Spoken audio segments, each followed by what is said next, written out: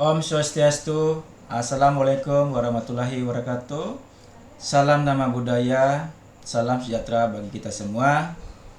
Semoga alam beserta isinya dalam keadaan rahayu. Baik, kali ini saya akan menjelaskan dasar-dasar dari prinsip Ferdinand de Saussure.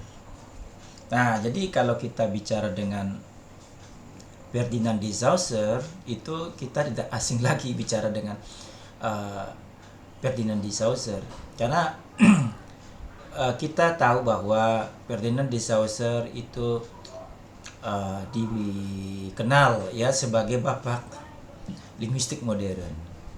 Kenapa disebut dengan linguistik modern? Karena gagasan-gagasannya itu masih berlangsung hingga saat ini. Nah, apa saja yang kita tahu tentang gagasan dari Ferdinand de Saussure? Yang pertama, itu namanya bahasa itu adalah struktur atau yang disebut dengan bahasa bersifat struktur. Kalau kita bicara dengan bahasa struktur, berarti bahasa itu tidak hanya digunakan berdasarkan subjek, predikat, objek, tetapi juga mempunyai aturan pemakaian. Aturan yang disepakati oleh pengguna bahasa itu sendiri, itulah yang kita sebut struktur. Selama ini ya sejumlah orang berpikir bahwa kalau tidak sesuai dengan subjek, predikat, objek itu bahasa itu dipandang, oh ini kurang bagus, ini kurang apa. Oke, kita tidak mempermasalahkan apakah ini benar, apakah itu salah. Kita tidak concern ke ranah itu. Jadi sekali lagi, ketika kita bicara dengan bahasa struktur, itu artinya bagaimana bahasa itu digunakan di dalam bermasyarakat, ya, dalam masyarakat. Misalkan ada di masyarakat itu kan ada namanya pemimpin, kemudian ada namanya masyarakat biasa. Nah, di sana ada namanya pemimpin, ya, di dalam pemimpin, dalam menjalankan roda pemerintahan itu, dalam hal ini misalkan begini ya, baik itu permanen maupun tidak permanen. Yang namanya permanen yang real di masyarakat, yang tidak permanen misalkan ada drama, itu kan sifatnya sementara. Nah, itulah yang disebut dengan sifatnya sementara. Dia artinya bahasa itu hanya digunakan pada saat bermain film, bermain sandiwara, bermain drama, ya, dan seterusnya. Tetapi kalau kita bisa melihat, ya, hubungan secara permanen itu ada misalkan ya turun raja, keturunan apa, dan seterusnya. Itulah yang kita lihat di masyarakat. Nah, kalau kita bicarakan lagi, ketika kita melihat di masyarakat, berarti ada yang superior dan ada yang memang junior. Ada yang memang junior ini kita sebut dengan bahasa masyarakat biasa lah, masyarakat umum.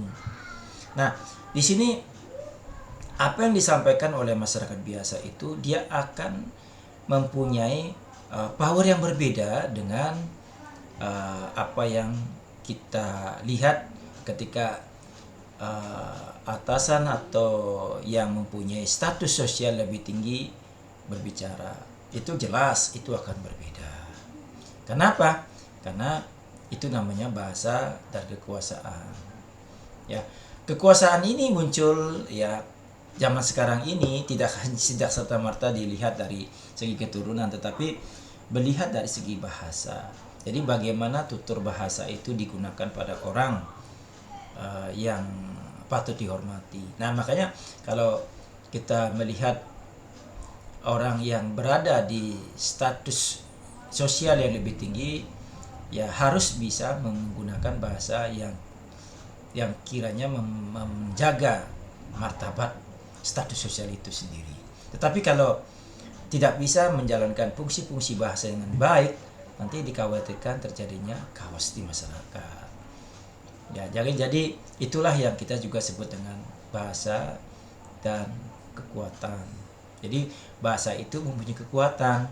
Jadi kalau seorang misalkan pemimpin di desa itu atau pemimpin di masyarakat itu, dia harus berbicara lembut karena dia dijadikan contoh.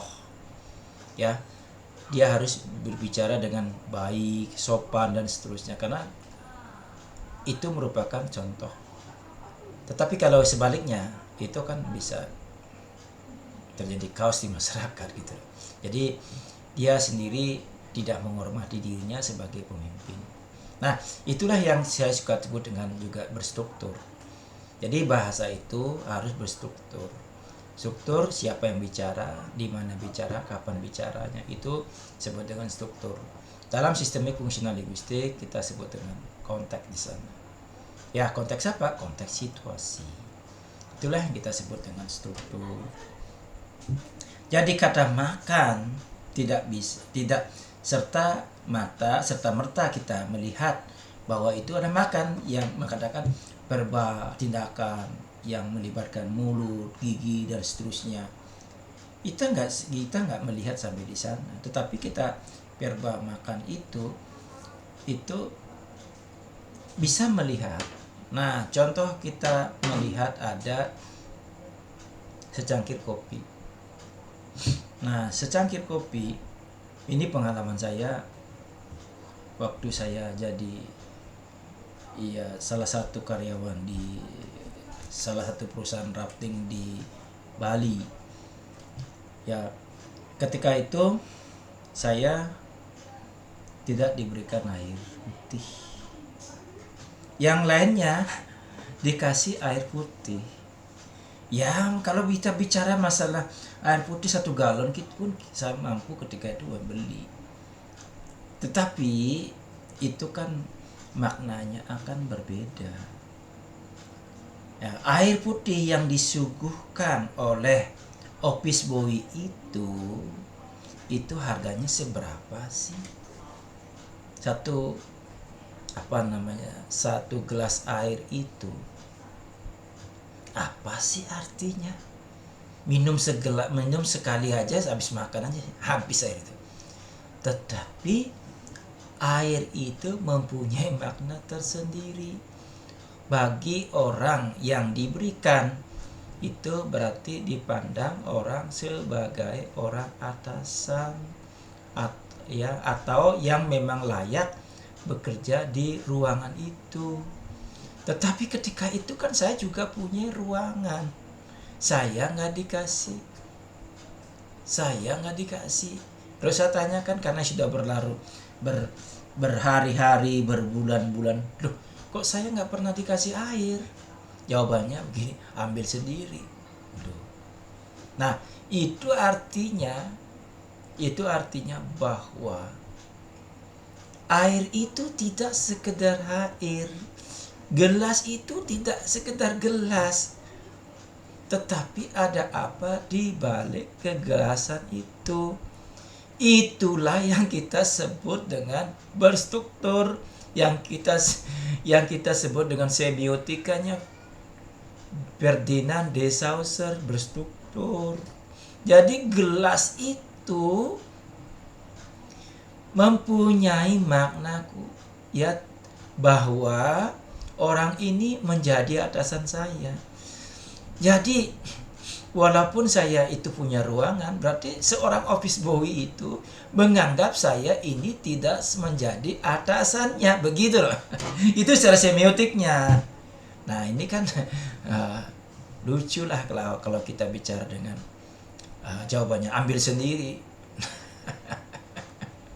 Ini kurang paham dengan makna yang kita sebut dengan semiotik. Nah, jadi seperti yang saya katakan tadi, segelas air itu tidak bisa dipandang menjadi 2 gelas atau 3 gelas bahkan 1 galon air. tetapi akan bisa dilihat ada apa, hubungan ini seperti apa. Nah, ketika itu saya mulai agak tersinggung, ya, karena sudah berbulan-bulan saya sudah nyata dari segi income sudah jauh di atas orang itu, tetapi secara praktisinya, secara semiotikanya itu saya tidak diterima. Ya, kan masalahnya kan yang mengangkat itu kan bukan dia sendiri, tapi berdasarkan apa kajian-kajian dari atasan, kan begitu. Nah, itulah yang kita sebut dengan semiotik dari Ferdinand de Saussure itu sendiri. Oke, baik, itu yang struktur. Yang kedua ada namanya sintagmatik dan paradigmatik. Nah, ketika saya bicara dengan sintagmatik, berarti kita baca atau mengartikan bahasa berdasarkan urutannya. Mana dia subjek, mana dia predikat, mana dia objek, begitu. Nah, saya kasih contoh saya belum makan. Nah, ini kan kata kalau kita melihat makan itu adalah proses proses tingkah laku dalam sistemik fungsional linguistik, kan begitu, karena itu berkaitan dengan psikologi, ya, dengan psikologi itu karena ada lapar di sana. Kalau nggak lapar kan nggak enak makannya, begitu. Makanya saya sebut dengan proses tingkah laku. Yang berikutnya itu kan ada saya. Nah, jadi di sini saya melihat itu ada boleh katakanlah tingkah laku dalam sistem fungsional linguistik, kan begitu. Nah, itu kalau kita bisa melihat dari sintagmatik. Sintagmatik itu artinya ini adalah sebagai pelaku, ini sebagai subjek, ini sebagai aktor, ini sebagai apa. Itu namanya sintagmatik. Oke. Kemudian kalau kita melihat secara paradigmatik, bagaimana kalau paradigmatik itu digunakan? Paradigmatik itu apa yang kira-kira ngefek setelah atau sebelum atau tidak dilakukan makan itu sendiri. Itu namanya paradigmatik. Contohnya begini, saya belum makan jam segini. Seandainya konteksnya itu Anda menggunakan saya sudah 3 jam, Anda tidak mengasih saya makan, apa yang Anda bisa bayangkan? Kalau Anda tidak masih berpikir bahwa belum atau tidak berpikir secara paradigmatik, berarti parah gitu. Kenapa begitu? Nanti kalau saya alasan maaf dulu, saya belum makan, saya keluarkan. Nah, di pekerjaannya itu tidak akan bisa saya ambil lagi. Ya, kalau saya datang bisa jadi. Bagaimana kalau saya nggak datang? Berarti itu namanya ngefek, ya, ngefek. Makanya kita berbahasa itu harus kita sensitif terhadap apa yang diucapkan itu. Kalau seperti saya katakan tadi, kalau Anda masih mengatakan secara sintagmatik saya belum makan, tetapi kalau Anda tidak memberikan respon, ya berarti Anda siap-siap saya tinggalin, karena Anda sudah menggunakan jasa saya 3 jam misalkan. Sedangkan setelah ini sudah jam 1. Nah, jadi jam 1 tentu saya tidak akan bisa berkonsentrasi terhadap pekerjaan yang Anda inginkan dari saya itu. Jadi efeknya apa? Efeknya yang paling kecil itu efeknya saya nggak konsentrasi. Jadi kalau sudah tidak konsentrasi, tentu kan ada yang sesuatu yang tidak maksimal yang saya kerjakan. Kedua, misalkan saya dengan alasan, ini orang ini tidak menghargai saya, tidak memanusiakan, ya, tidak menjadikan saya sebagai orang yang tepat, ya, orang yang dihargai.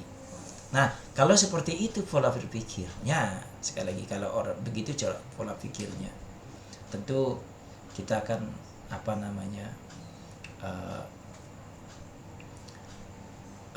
mengorbankan pekerjaan yang mestinya saya konsentrasikan itu saya tinggalkan, sehingga yang rugi itu Anda sendiri, begitu. Itulah namanya ngefek. Ngefek dari itulah yang kita sebut dengan paradigmatik. Ya, paradigmatik itu bagaimana bahasa itu bisa ngefek terhadap situasi-situasi di luar kebahasaan sendiri. Nah, itu disebut dengan beyond clause, ya. Beyond clause-nya itu tidak serta-merta kita melihat dengan oh kalimat ini seperti ini kita, tapi ngefeknya itu. Karena bagaimanapun kita belajar berbahasa ini pasti kita bicara dengan yang kita sebut dengan diskursif atau diskurs atau sebut dengan wacana. Ya, itu yang saya sebut dengan paradigmatik, ya, paradigmatik. Nah, yang ketiga itu ada namanya diakronik dan sinkronik.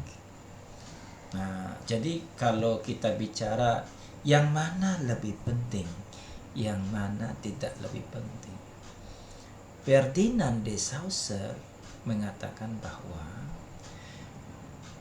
keduanya itu penting, diakronik ya dan sinkronik. Tetapi yang lebih penting itu adalah sinkronik. Ya, kita tahu bahwa diakronik itu bagaimana perjalanan sejarah bahasa-bahasa itu sendiri. Kok bisa sekarang menjadi seperti ini, seperti ini. Efek-efek apa saja yang mempengaruhi kok bahasanya kok bisa seperti ini jadinya. Itu penting. Tapi yang tidak kalah pentingnya itu adalah sinkronik.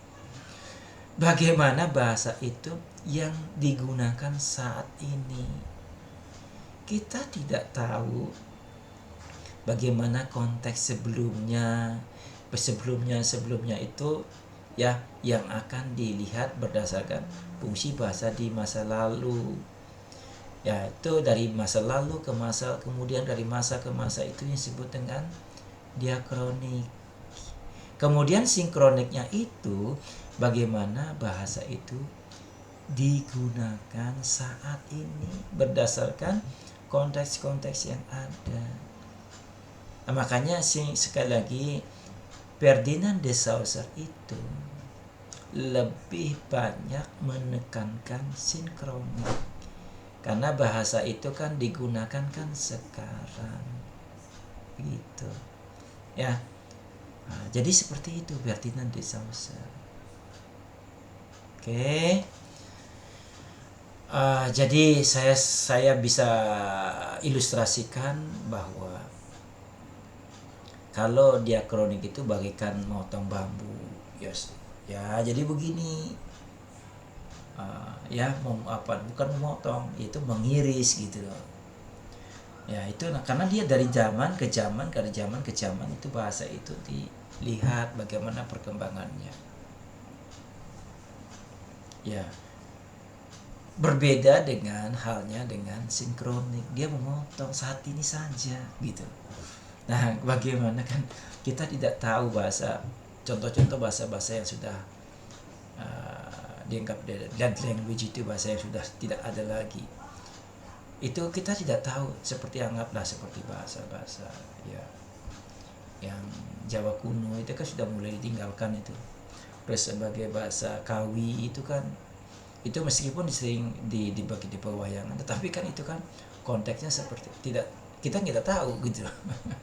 Kita tidak tahu juga konteksnya seperti apa ya, bahasa Kawi, bahasa Awu, karena pengguna bahasa itu sudah tidak ada lagi. Meskipun kita melihat itu di pewayangan itu kan kosakatanya sangat minim gitu, sangat minim. Jadi digunakan pada saat ranah itu saja, tidak bisa digunakan dalam ranah sehari-hari. Karena apa? Karena pengguna bahasa itu sudah tidak ada lagi.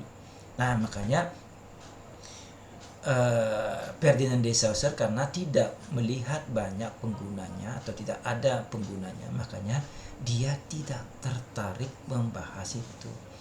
Tetapi Ferdinand de Saussure itu lebih banyak menekankan bagaimana bahasa itu digunakan sekarang karena penggunanya nyata. Contoh, lampu hijau sekarang di masyarakat itu ketemukan. Tapi apakah lampu hijau yang di traffic light itu ditemukan pada zaman Romawi? Kita nggak tahu masalahnya. Kapan kita tahu warna hijau itu muncul, artinya yang berarti itu jalan, terus kuning itu kita tidak tahu. Tetapi kita tahu fungsinya saat ini, itulah yang kita sebut dengan sinkronik begitu. Nah, jadi begitulah pandangan-pandangan. Nanti saya akan lanjut dengan video-video berikutnya, masih banyak saya akan jelaskan apa yang kita sebut dengan pandangan-pandangan dari Ferdinand de Saussure. Saya pikir hari ini untuk video ini saya pikir cukup dulu. Semoga apa yang saya sampaikan bisa paling tidak ya memberikan informasi, memberikan pengetahuan, memberikan penguatan dan seterusnya. Semoga kita dalam keadaan rahayu ya. Saya tutup dengan Paramasanti. Om Santi Santi Santi Santi. Om. Assalamualaikum warahmatullahi wabarakatuh. Salam nama budaya, salam sejahtera bagi desa. Saya tutup. Om Nama Siwa, Rahayu, Rahayu, Rahayu.